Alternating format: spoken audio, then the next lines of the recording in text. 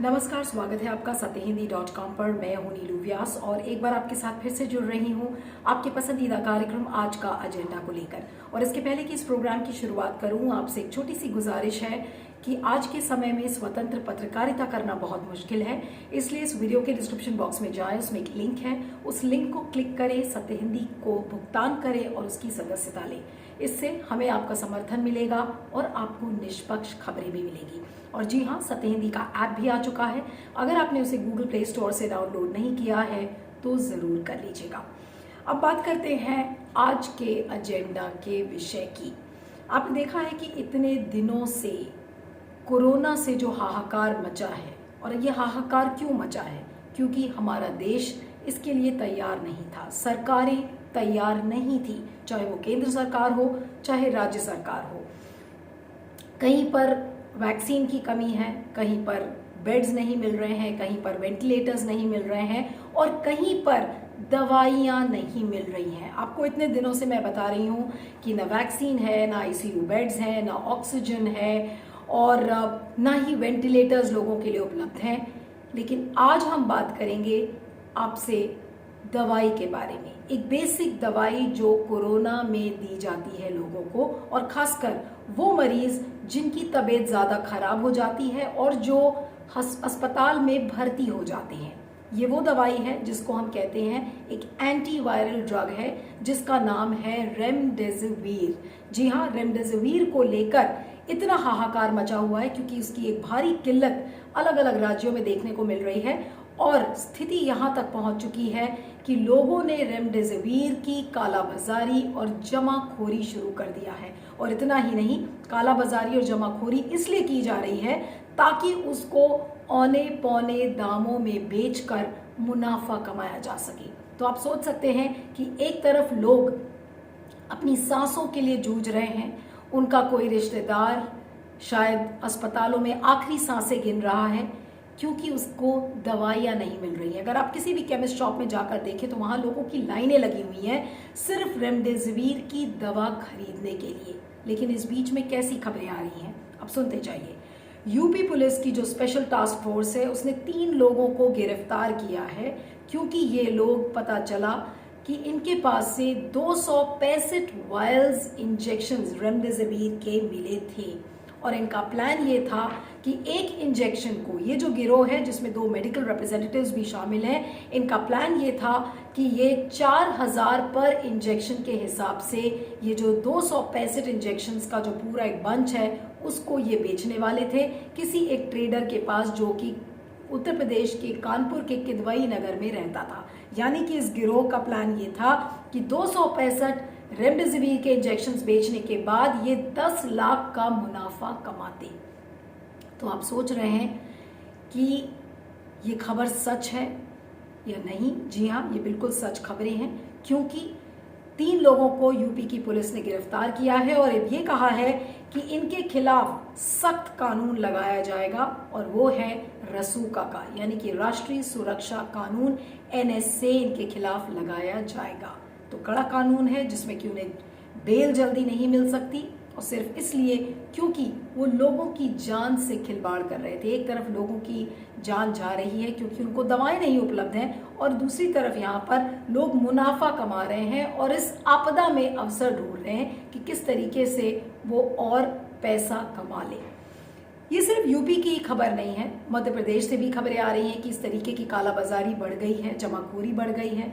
उधर कुछ दिनों पहले हमने देखा था, कोई और नहीं बल्कि गुजरात के जो बीजेपी चीफ हैं CR पाटिल, उनके पास से 5000 रेमडेसिविर के इंजेक्शंस मिले और ये पता चला कि उन्होंने, जो उनकी कंस्टिट्यूएंसी है सूरत, वहां पर उन्होंने फ्री इंजेक्शंस बांटने का काम शुरू कर दिया है। ये खबरें सुर्खियों में आई। वहां का जो ऑपोजिशन है कांग्रेस, उन्होंने इसको लेकर शोर मचाया। मुख्यमंत्री जी से पूछा गया कि भाई ये CR पाटिल के पास से 5000 रेमडेसिविर के इंजेक्शंस कैसे मिले? तो विजय रूपानी जी जो मुख्यमंत्री हैं उन्होंने कहा कि आप उन्हीं से पूछ लीजिए। यानी कि बीजेपी के पास इसका कोई जवाब नहीं है कि बीजेपी के जो चीफ हैं CR पाटिल गुजरात के, उनके पास इतने सारे रेमडेसिविर के इंजेक्शंस कहाँ से आए। यहाँ पर कितने सवाल हैं कि CR पाटिल के पास क्या सरकार ने उनको लाइसेंस दिया है कि वो इतने सारे रेमडेसिविर इंजेक्शंस खरीदें और उसको स्टॉक करें? किस कानून के तहत किया? उसके बाद कितना पैसा उन्होंने इस इंजेक्शन में लगाया? ये सारी बातें किसी को नहीं पता है। यहाँ तक कि जो दिव्य भास्कर गुजरात का जो एक अखबार है, उसने बड़ी बड़ी सुर्खियों में हेडलाइन में सीआर पाटिल का मोबाइल नंबर तक छाप डाला ताकि पब्लिक उनसे पूछ सके और उनसे जवाब मांग सके। लेकिन बीजेपी ने अभी इस पर कोई जवाब नहीं दिया है। और यूपी में जो गिरफ्तारी हुई है, आपको बता दें कि यूपी में जो ये बरामदगी हुई है 265 इंजेक्शंस की, तो इसमें ना तो बैच नंबर था ना बिल्स थी। यानी कि खुले तौर पर जिस तरीके से जमाखोरी शुरू हो गई है, कालाबाजारी शुरू हो गई है और साथ में औने पौने दामों में उसको बेचकर मुनाफा कमाने का काम शुरू किया है। तो जी हाँ, जो बीजेपी की टैगलाइन है कि आपदा में अवसर ढूंढिए, तो इस तरीके से आपदा में अवसर ये जमाखोर और ये जो कालाबाजारी करने वाले लोग हैं ये इस समय कर रहे हैं और सरकार इस पर धरपकड़ नहीं कर पा रही है। देखिए इस पर डीजीपी विक्रम सिंह का क्या कहना है। नीलू जी, मैं आपके सामने 2-3 उदाहरण पेश करना चाहूंगा। ये लाइफ थ्रेटनिंग डिजीज है और इसकी कालाबाजारी क्रिमिनल एक्ट, और मैं इनको समझता हूं जो सजा एक क्रिमिनल को है उससे ज्यादा सजा ऐसे असामाजिक और आपराधिक तत्वों के खिलाफ होनी चाहिए। सबसे पहले जो विशेष एक्ट है, एपिडेमिक डिजीजेस एक्ट, उसके अंतर्गत।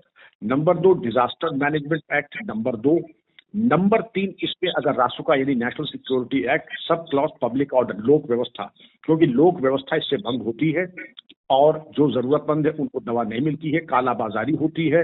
एसेंशियल सर्विसेज एंड सप्लाई, ये सिर्फ एक धारा में नहीं, ये दूसरी धारा भी रासुका की जो है national security act, essential services and supply, क्योंकि ये दवा लाइफ सेविंग ड्रग है, एसेंशियल सर्विसेज सप्लाईज में आती है और दोनों धाराओं जिसमें 1 साल का प्राविधान है। मेरी स्तुति होगी कि यूपी गैंगस्टर्स एक्ट के अंतर्गत भी कार्रवाई जरूर करें और जहां जहां ये एक्ट के जो सिस्टर एक्ट्स हैं, जैसे महाराष्ट्र और गुजरात में है Maharashtra organise crime control act, जिसमें चल अचल संपत्ति भी कुर्क करने का प्राविधान है, उस पर कार्रवाई करें। वरना अगर नीरू जी इस पे कार्रवाई नहीं हुई तो ये धंधे ऐसे ज्यादा हैं। मैं अपने राष्ट्रीय चरित्र को क्या कहूं, इस वक्त जो आपदा विपदा सबके ऊपर आई है, सेवा का भाव जिसके लिए हमारे यहाँ कहते हैं कि दरिद्र नारायण की सेवा हमारा धर्म है, हम इसमें भी राजनीति और कमाई के अवसर ढूंढ रहे हैं, कितने दुर्भाग्य की बात है। बहरहाल कानूनी विधि ये है कि पूरे राष्ट्र को खड़े होकर के ऐसे अवांछनीय तथ्यों के विरुद्ध मैं कानून बता रहा हूं। गैंगस्टर एक्ट के अंतर्गत चल अचल संपत्ति, रासुका में 1 साल की जेल और मकोका के अंतर्गत भी चल अचल संपत्ति कुर्क करने का प्राविधान है। इस पे जरूर करें, क्योंकि अगर अभी आपने जिसको कहते हैं निप इन द बड नहीं, क्रश इन द बड नहीं किया तो नीलू जी हमारे लिए बहुत कठिनाई आने वाली है आगे के 15 दिन में। अब आपको बता दें कि सरकार ने रेमडेसिविर का जो एक्सपोर्ट है उस पर रोक लगा दी है। 10 अप्रैल को ये सर्कुलर जारी हुआ था जिसमें ये कहा गया कि अब रेमडेसिविर को एक्सपोर्ट नहीं किया जाएगा। लेकिन आपको बता दें, अगर पिछले 6 महीने के अगर आप आंकड़े एक्सपोर्ट के उठाकर देख ले तो रेमडेसिविर के 11 लाख इंजेक्शंस पिछले 6 महीनों में एक्सपोर्ट हुए हैं। अब यहाँ पर आपके सामने मैं कुछ सवाल खड़े कर रही हूँ, थोड़े से मुश्किल सवाल है जिसका सरकार ठीक से जवाब नहीं देगी। अगर उसे पूछा जाएगा तो वो गोलमोल जवाब देगी।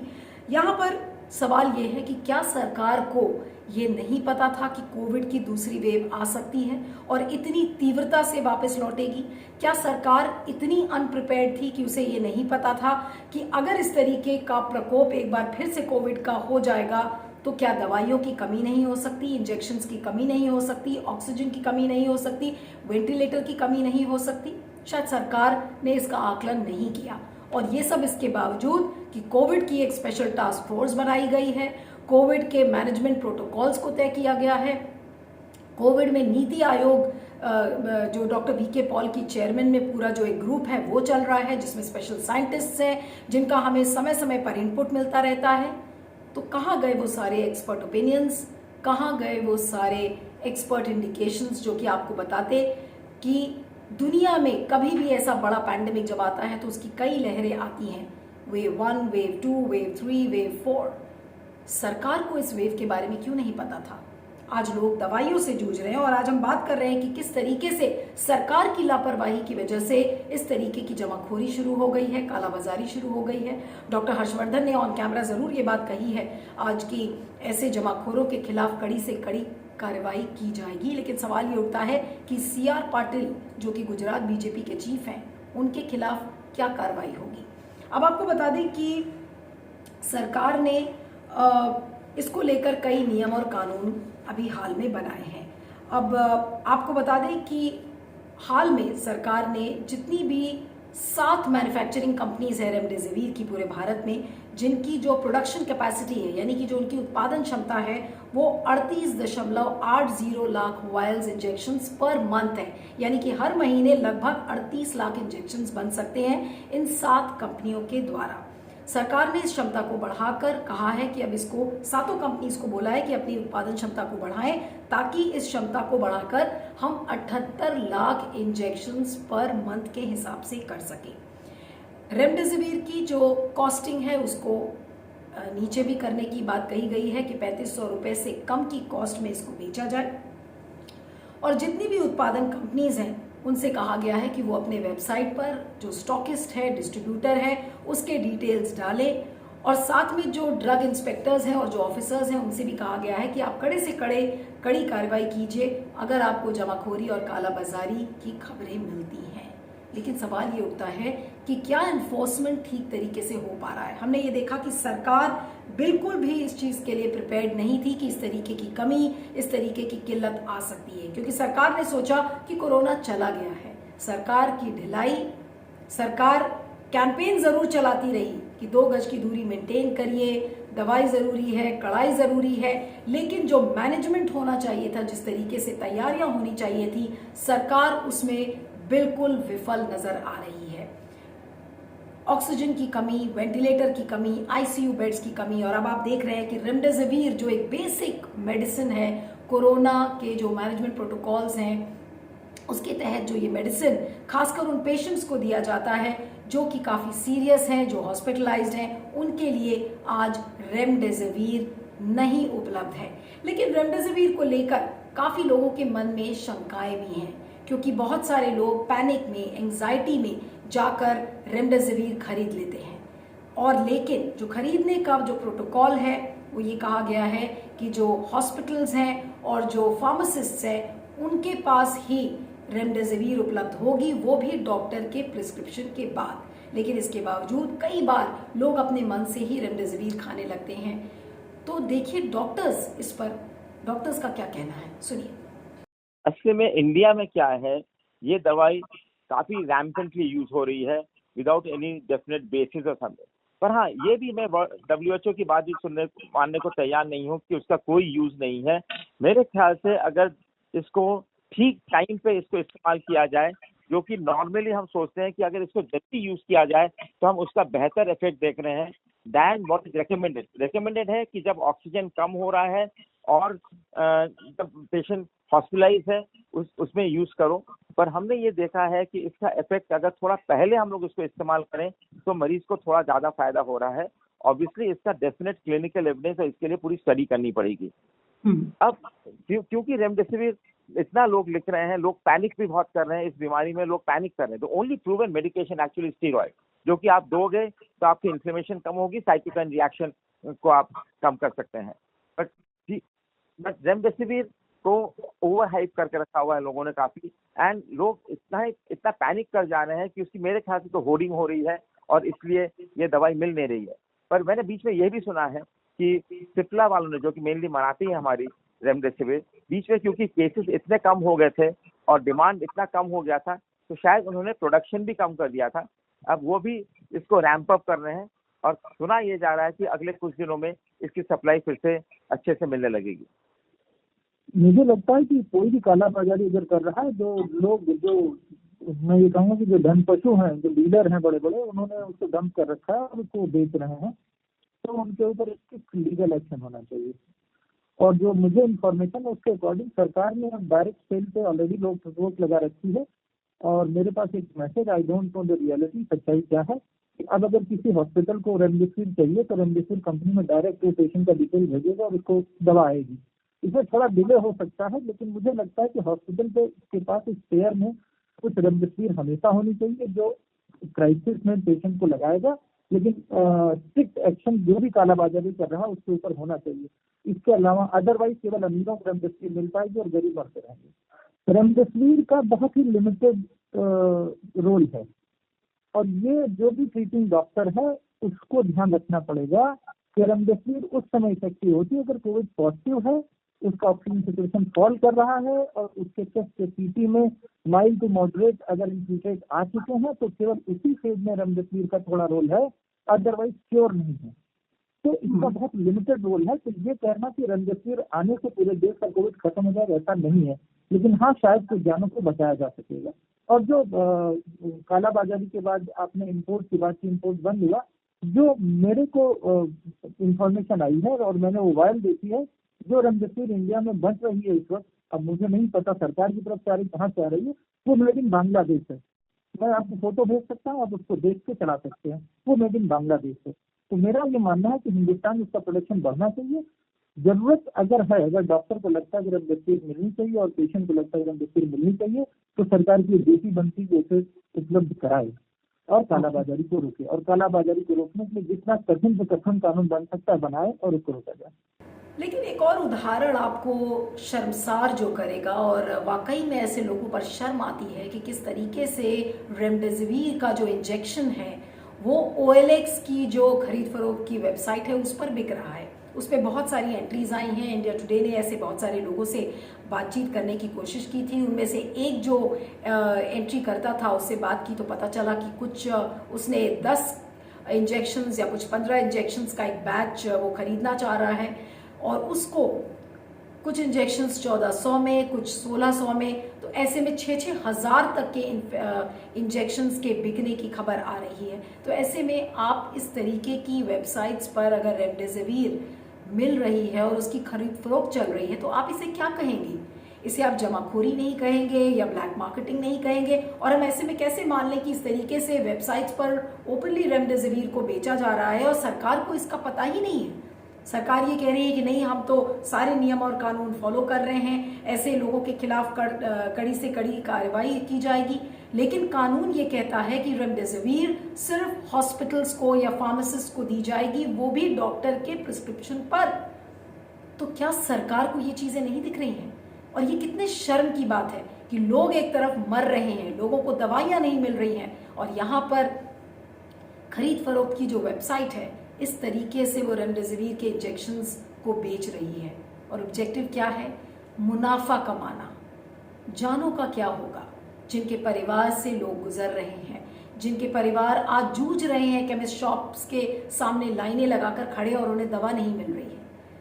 तो ये शायद शर्म से सिर नीचा करने का समय आ गया है। मेरे पास अब शब्द नहीं है बोलने के लिए। तो जाहिर है कि रेमडेसिविर आप अगर होम आइसोलेशन में हैं तो आपको नहीं खाना चाहिए। डॉक्टर्स का ये कहना है कि अगर आपको ज़्यादा तकलीफ होती है और आप हॉस्पिटलाइज होते हैं तब रेमडेसिविर या स्टेरॉइड्स लोगों को दिए जाने चाहिए। लेकिन दिया तो तब जाएगा जब रेमडेसिविर उपलब्ध होगी। जब रेमडेसिविर मार्केट में है ही नहीं तो आप कैसे जूझेंगे अपनी बीमारी से?